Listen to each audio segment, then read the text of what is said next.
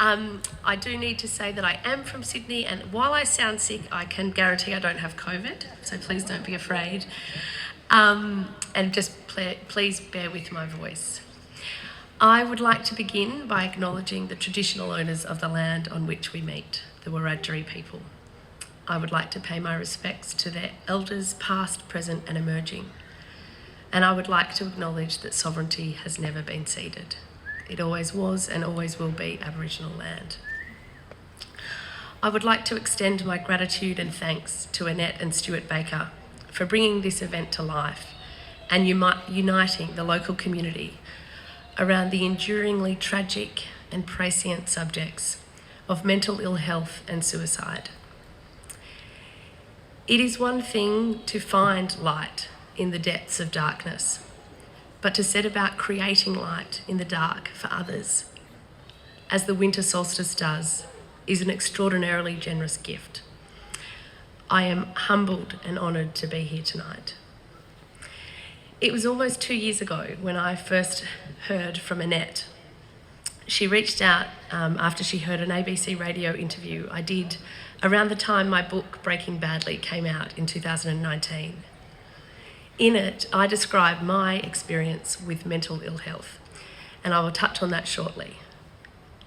But on reading through the package that Annette sent me about this event, about winter solstice, my heart broke. How could it not? Like so many of you here, and many, many more who aren't here, who can't be here, my family has been affected by suicide. In 2011, my cousin Sam, a son, a brother, a fiancé, a plumber, a country boy, and an absolute larrikin, died by suicide. He was 32. His story is not mine to tell, and I will not dare to put words around the grief and pain that his family, his immediate family, have experienced. But I will say that sitting in a tiny church in a small town in far western New South Wales where he lived, which was packed to the rafters and beyond with more than 500 friends and family gathered, will never not be one of the saddest days of my life. The vast and inexplicable chasm between how loved this young man was and his death remains excruciating. But Annette didn't know that when she invited me to join this event. I shared it with her when we spoke, as I do with you tonight, to say I do have peripheral understanding of the grief and pain of suicide. I think the sad fact is we all do, or we all will. Which is why these conversations and this event, in lifting the lid and fighting the stigma and pain that makes these topics so difficult, I think that's why it matters. At age 24, I was a freshly graduate junior solicitor working in a fancy Sydney law firm. A few weeks after my 25th birthday, I was admitted to a psychiatric hospital. 4 months before my admission, I had taken extended leave without pay from work and moved back in with my parents in northern New South Wales, as I was unable to function and live independently. At the time, this felt like a rude shock. I could not for the life of me fathom what had happened. 1 minute it felt I was an ordinary participating member of the community, and the next I was unable to look after myself. With hindsight, I actually came to find it more astonishing that I lasted almost 25 years before I broke. The phrase nervous breakdown is not used in medicine anymore, and it has no agreed upon medical definition. It's an umbrella term that describes a period of intense mental distress where physical and emotional stress becomes intolerable, impairing the sufferer's ability to function effectively. That description matches my experience well enough for me to say, unequivocally, that I suffered a nervous breakdown. Ostensibly, my breakdown began when I fell over late one night in my office with a violent spell of vertigo that I assumed would pass as quickly as it came. It didn't. I woke up the next morning and I was still dizzy, I was nauseous, unsteady on my feet, and I had a cracking headache. It persisted for the next 4 months. That first episode of vertigo was the beginning of the end, but it wasn't the beginning. For 12 months prior, I had been ignoring the worsening symptoms of my Crohn's disease. Crohn's disease is an autoimmune condition. It's an inflammatory bowel disease. It's ugly and it's painful. While Crohn's ravaged my body, I pretended to the outside world that I was fine. I had internalised the illness as proof of what I concluded was a biological deficiency. And I spent my days trying to compensate for that. I was determined that I would work as long and as hard as anyone else. I would show no weakness. I ignored that I felt constantly panicked, that my heart raced the whole time, that I would burst into tears at the drop of a hat, that I was terrified all the time. And so I managed to be genuinely shocked when this vertigo came along and ruined my charade. This debilitating dizziness was a different kettle of fish, and I couldn't ignore it. And so instead, I went in search of an explanation. I saw 5 GPs, 2 ear, nose and throat specialists, 3 neurologists, a neurosurgeon, 3 gastroenterologists, a physician, a counsellor, an acupuncturist, a naturopath, a yoga guru, 2 osteopaths, a dietitian and 2 psychiatrists. I had CT scans, MRIs, neurological assessments and countless blood tests. I told and retold my story. No one could explain my spinning head. At the time, I believed I was losing my mind because I was losing my body. Soon enough, I discovered I was losing my body because I had lost my mind. It was a physician in his early 70s who looked me in the eye and convinced me of that. He looked at me and he said, "Georgie, in my experience of nearly 50 years treating patients, every time a patient presents with unexplained physical symptoms, the explanation is always stress." He said, "I'm not saying this is in your head. It isn't. The symptoms are real." His advice was that I should see a psychiatrist immediately to discuss medication and treatment, and that a stay in a psychiatric hospital would be ideal. That my immediate response was relief was telling. Despite the fear and apprehension that my situation had deteriorated to a point where psychiatric intervention was required, I was more afraid of not having an intervention. The 4 months before that day were hellish. I had spiralled very badly into a dark place.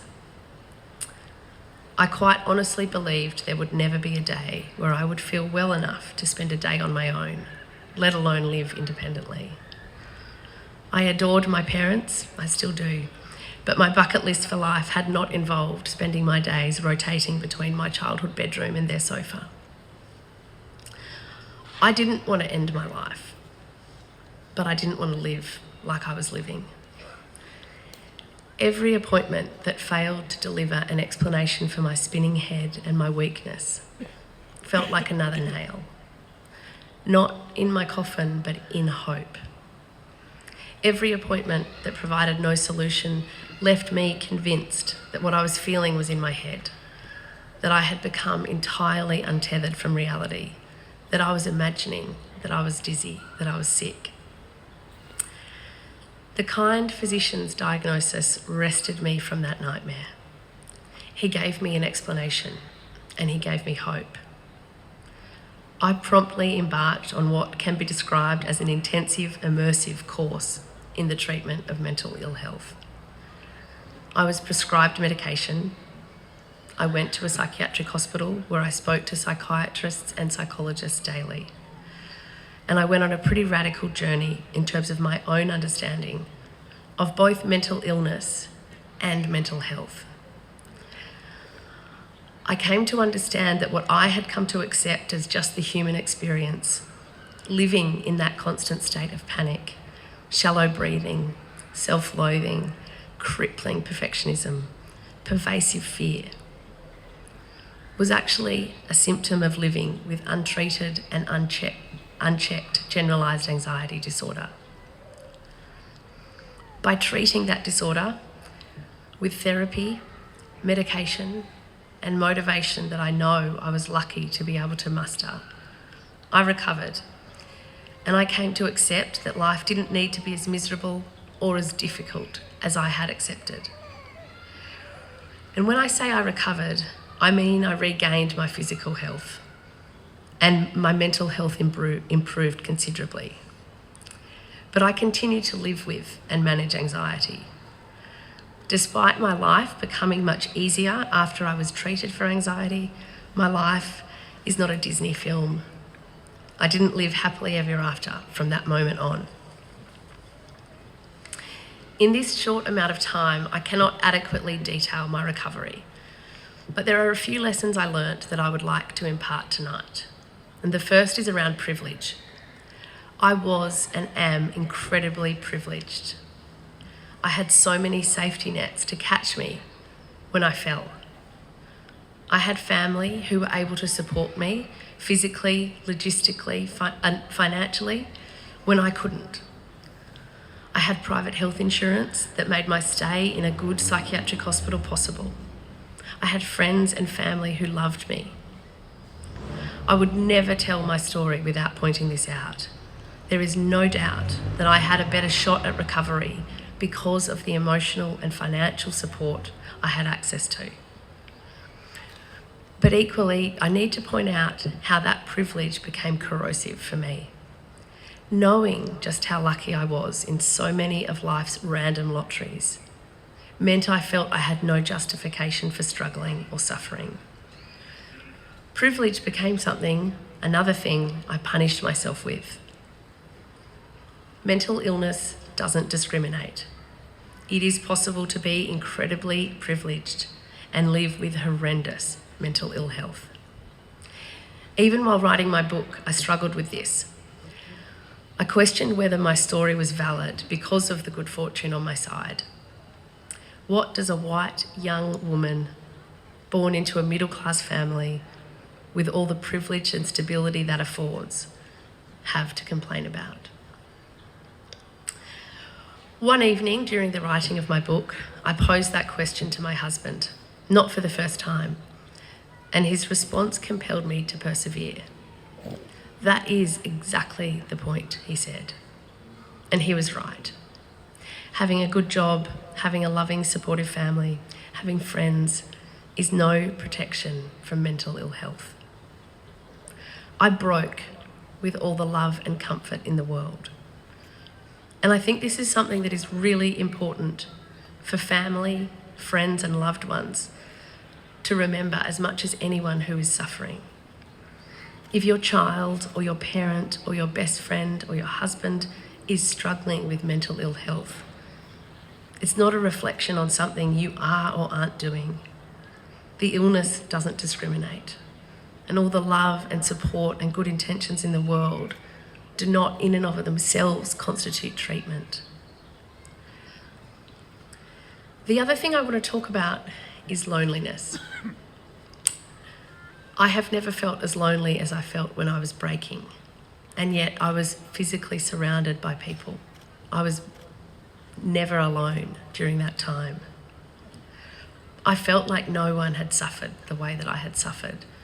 And I know when I say that, I might sound like an egomaniac, but I just think the experience when you are struggling feels so lonely. And I genuinely believed that there weren't other people living in the pain that I was feeling.